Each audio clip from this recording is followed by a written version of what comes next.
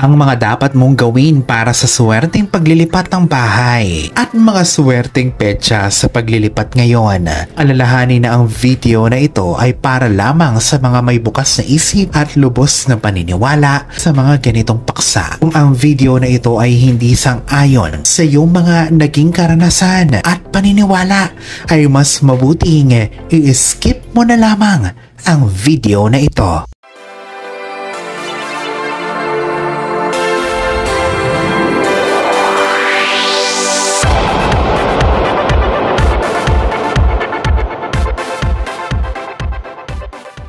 Marahil isa ka sa napakaraming nagbabalak na lumipat ng bagong tirahan. Pwedeng nakabili ka na ng bagong bahay at lupa o nagbabalak na mangupahan sa ibang lugar. Madalas sa atin ay may mga pinaniniwalaang ritual na ginagawa sa paglilipat upang umakit ng swerte sa bagong tirahan.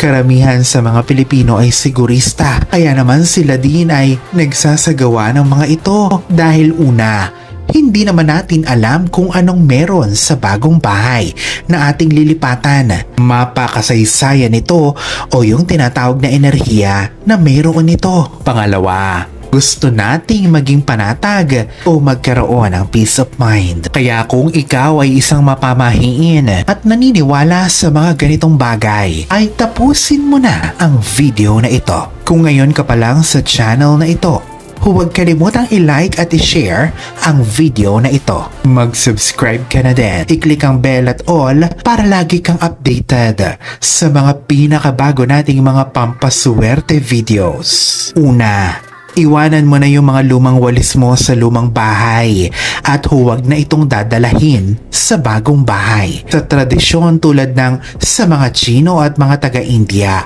ang pagdadala ng lumang walis ay hindi na magandang dalahin pa sa bagong lilipatan dahil ito ay may daladalang enerhiya na nakalipas na at negatibo at hindi na magandang dalahin sa bagong bahay. Pangalawa, asin at tinapay. Ito ang mga unang ilagay mo at ipasok sa bagong bahay bago ang ano pa mang mga gamit. Ito ay sumisimbolo sa wealth, hospitality at prosperity. Ang tinapay ay sumisimbolo sa mga pagkain pa na dadating sa bagong bahay. Ang asin naman ay para bigyang lasa ang buhay. Pangatlo, magpatugtog ng bell o anumang pakalansing o pangingay. Ang pagsasagawa nito sa bagong bahay ay ang siyang pinaniniwalaang nagpapaalis ng negatibong enerhiya at bad spirits. Buksan ang mga bintana at pinto at hayaang makapasok ang liwanag ng araw. Saka patugtugin ang bell na ito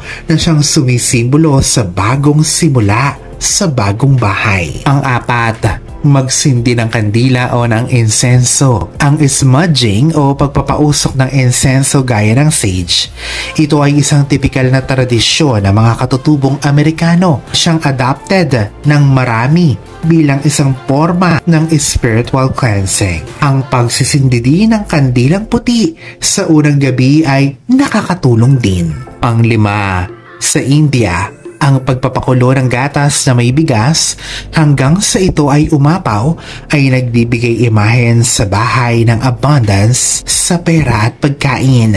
Pang-anim, pero bago na muna yan gawin lahat, pumili ka na muna ng swerteng araw ng paglilipat sa bagong bahay. Ito ay base sa Chinese Almanac ngayong July at August 2024. Pumili ng araw na sa pakiramdam mo ay mas swerte.